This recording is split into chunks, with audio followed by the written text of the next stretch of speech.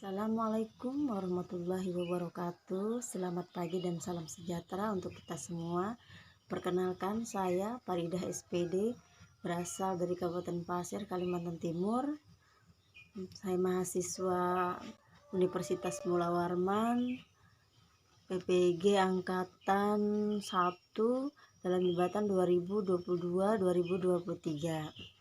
Pada kesempatan ini saya menyusun best practice atau cerita baik menggunakan metode STAR, situasi, tantangan, aksi, refleksi, hasil, dan dampak. Berlokasi di SMP Negeri 3 Longikis, lingkup pendidikannya SMP, tujuan yang ingin dicapai, peserta didik mampu menulis cerita atau teks pidato persuasif. Penulisnya saya sendiri, Farida SPD. Kemudian dosen pembimbing Dr. Yusak Hudiono MPD, guru pamongnya Dr. Anda Dwi Wahyuni. Situasi yang melatar belakangi menjadi masalah dalam praktek pembelajaran ini atau PL2. 1. Peserta didik kurang bersemangat dalam mengikuti pembelajaran. Yang kedua, peserta didik mendapat nilai rendah. Ketiga, peserta didik rendah dari segi literasi dalam membaca teks pidato persuasif. 4. Kosakata yang dimiliki siswa masih kurang. Kelima, keterbatasan waktu yang dimiliki siswa dalam menulis teks pidato persuasif. Keenam, masih menggunakan metode ceramah. Kemudian tantangan apa saja yang menjadi tantangan untuk mencapai tujuan tersebut? Siapa saja yang terlibat? Yang menjadi tantangan untuk mencapai tujuan yaitu terbatasnya sarana dan prasarana di sekolah, kemudian pemilihan dan penggunaan media pembelajaran yang belum tepat dan menarik bagi siswa itu sendiri, kesiapan peserta didik dalam proses pembelajaran, kemampuan peserta didik dalam memahami materi yang disajikan, keaktifan peserta didik dalam pembelajaran mandiri atau kelompok saat proses pembelajaran. Yang terlibat pada PPL 2 atau aksi 2 yaitu peserta didik sebagai sentral dalam proses pembelajaran menggunakan gagasan, pikiran, arahan dalam atau pesan dalam pidato, lingkungan hidup, kondisi sosial dan atau keragaman budaya secara lisan atau tulis dengan memperhatikan struktur kebahasaan. Guru sebagai fasilitator, dosen dan guru pamong sebagai pembimbing dalam proses pelaksanaan pembelajaran PPL aksi 2. Rekan sejawat yang membantu terlaksananya kegiatan ini. Aksinya, langkah-langkah apa yang dilakukan yaitu mempersiapkan fasilitas yang dibutuhkan, pemilihan dan penggunaan metode pembelajaran,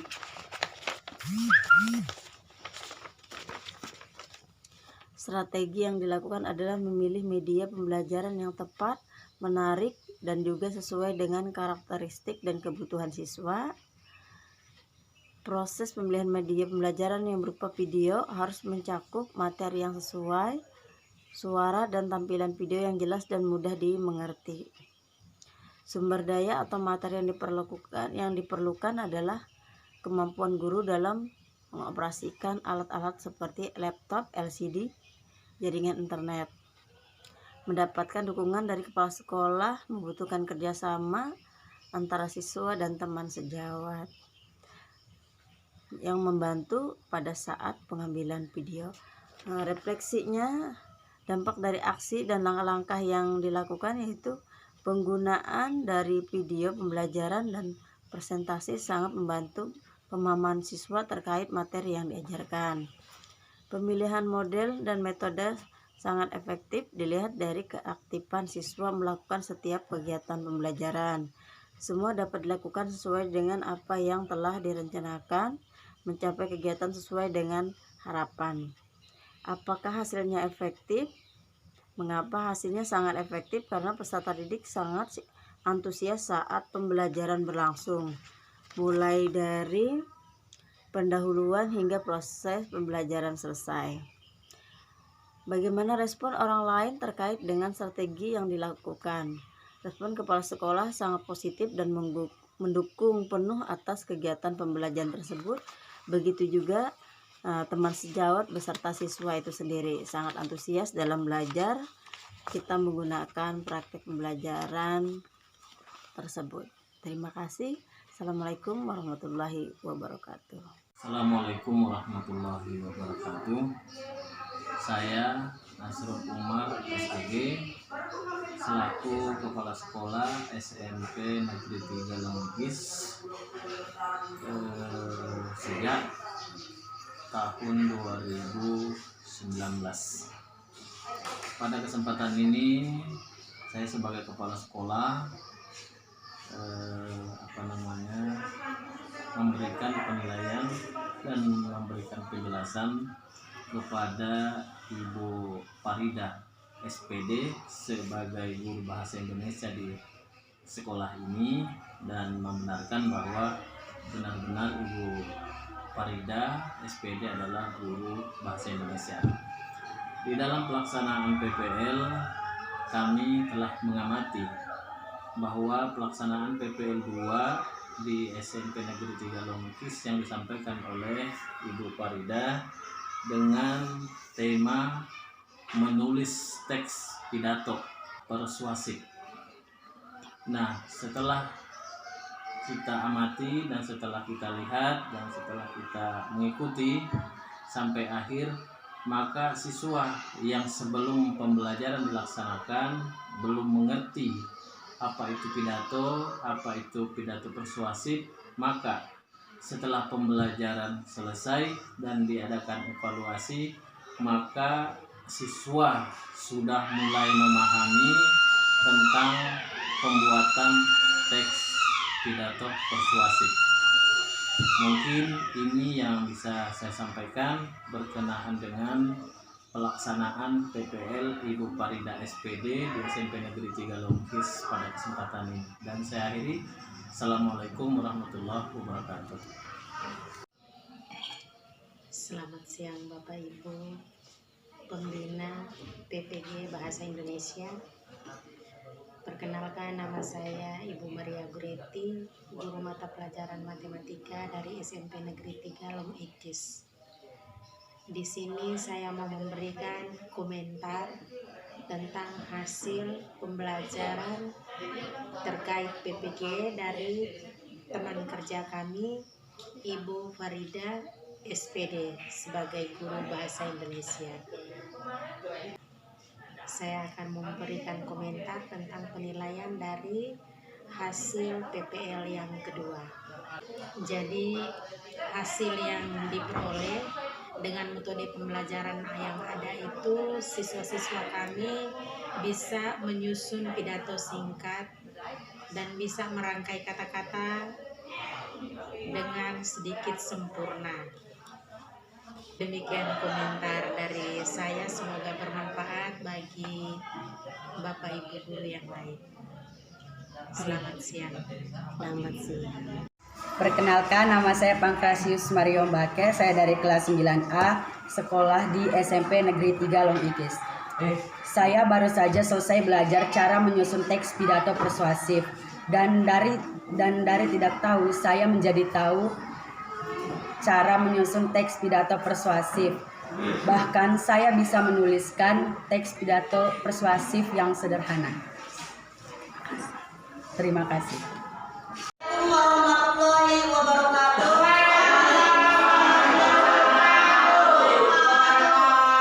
Selamat pagi semuanya. Bagaimana kabarnya?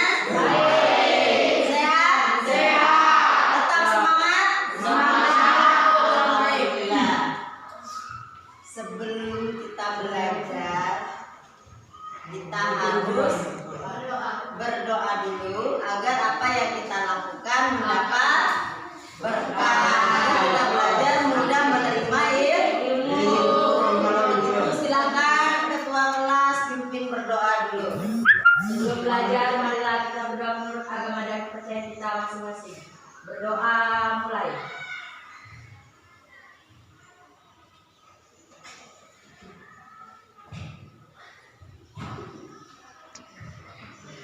Berdoa selesai.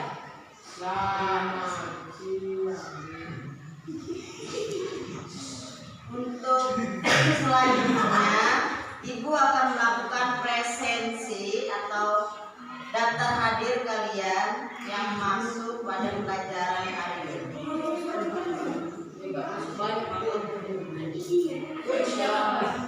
Adrian Masrani,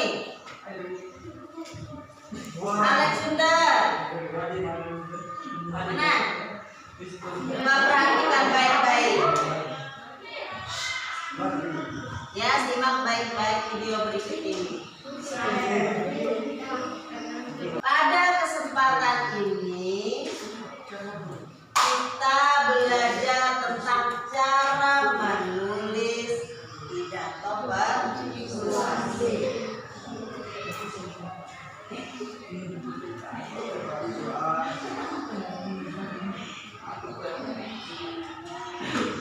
Tujuan pembelajarannya, setelah mengikuti proses pembelajaran, peserta didik atau siswa diharapkan dapat menyusun teks pidato persuasif dengan menuangkan gagasan, pikiran, arahan atau pesan dalam pidato lingkungan hidup, bisa kondisi sosial atau keragaman budaya. Kalau contoh tadi yang Ibu tampilkan adalah lingkungan hidup, khususnya lingkungan sekolah.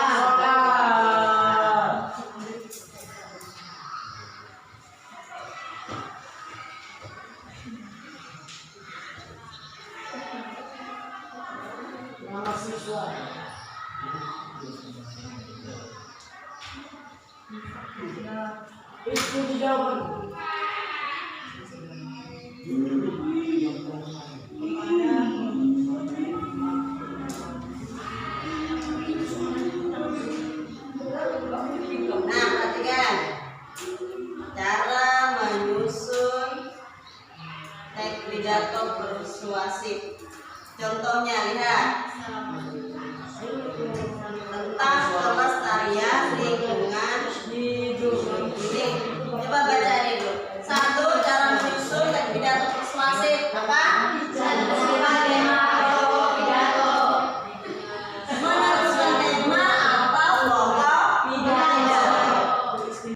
Ya, sudah menyimak ya? Gambarnya bagus betul Pak Kumis. Itu tadi contoh apa? Pidato persuasif. Pidato persuasif. Persuasifnya apa ya dari sini itu? Apa sih persuasif? Mengajak agar orang lain mau mendengarkan atau mau mengikuti ajakannya. Nah, dua pidato. Yang kedua, daftar pokok pidato yang akan disampaikan. Yang ketiga, apa?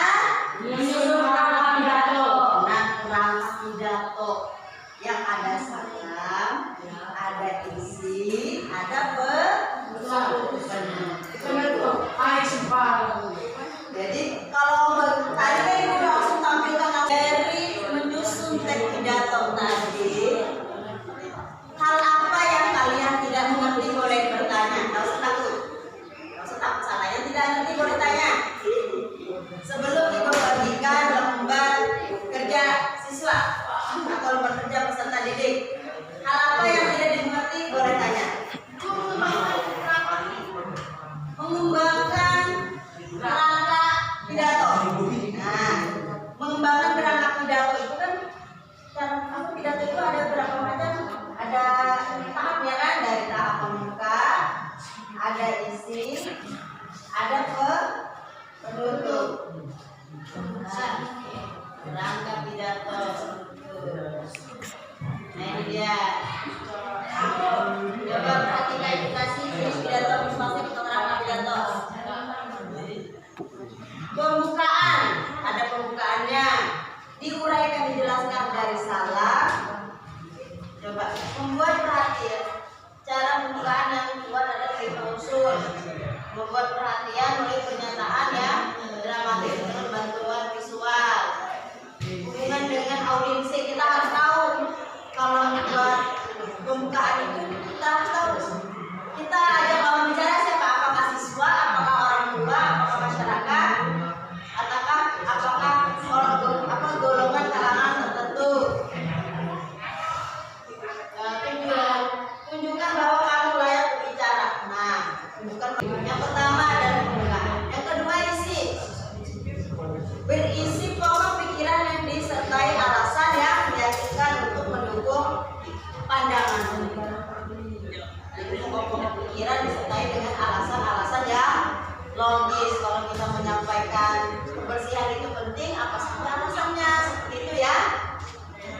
Nah, kemudian ada penutup. Bagian ini memuat kesimpulan dari isi pidato yang telah disampaikan. Kesimpulannya dari uraian panjang lebar isi, disimpulkan apa, kemudian kalimat akhir.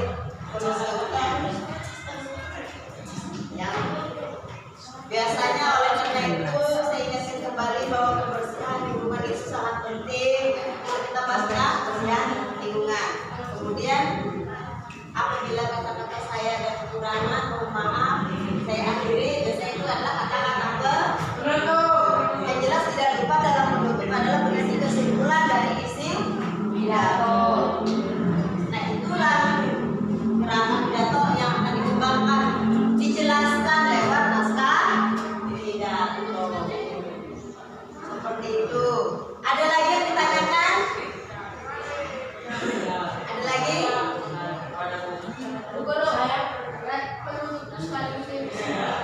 Iya, penutup itu sekaligus kesimpulan.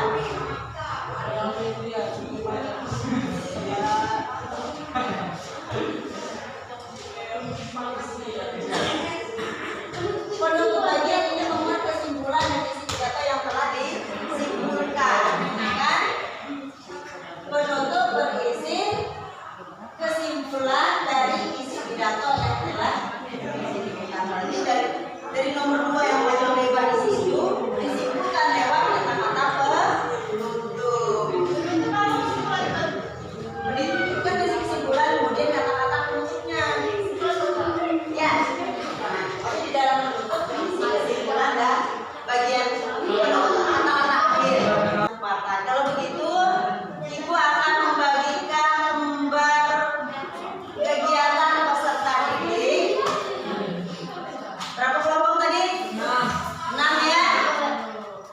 Jadi kerjakan di lembar sini saja atau di kertas lembaran boleh kerja sama. Oke nih. Mana kelompoknya? Nih. Nih. Ada lagi? Nah, siapa yang mendapat? Beda deh. Situ. Ayo Ki.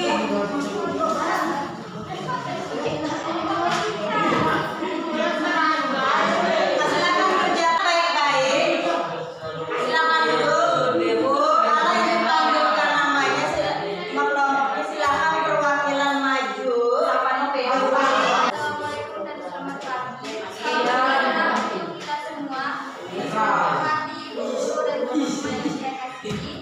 Marilah kita panjatkan puji syukur kehadiran Tuhan karena berkat dan karunia-Nya. Kita semua dapat berkumpul dalam keadaan sehat pada hari ini. Menjaga kebersihan lingkungan merupakan cara terbaik dalam mencegah berbagai penyakit yang mempengaruhi kesehatan pribadinya. Menjaga kebersihan lingkungan dapat dimulai dari usia sekolah kita tercinta ini. Dan kita sebagai guru sekolah ini juga diberikan dan terpilih kegiatan belajar mengajar menjadi nyaman aman kita bersama. Demikian saya sampaikan semoga bermanfaat bagi kita semua. Dan tidak ada kata yang salah.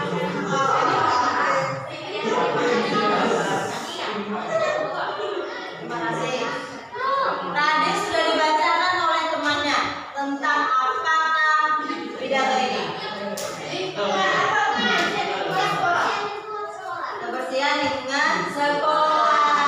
Pesan apa yang terdapat dari naskah pidato yang dibuat kelompok yang membaca?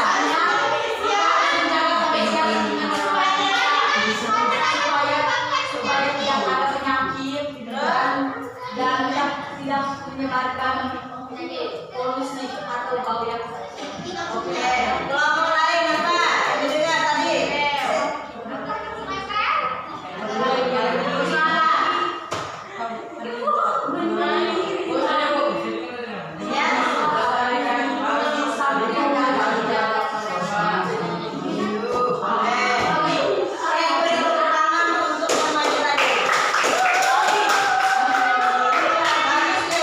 Contoh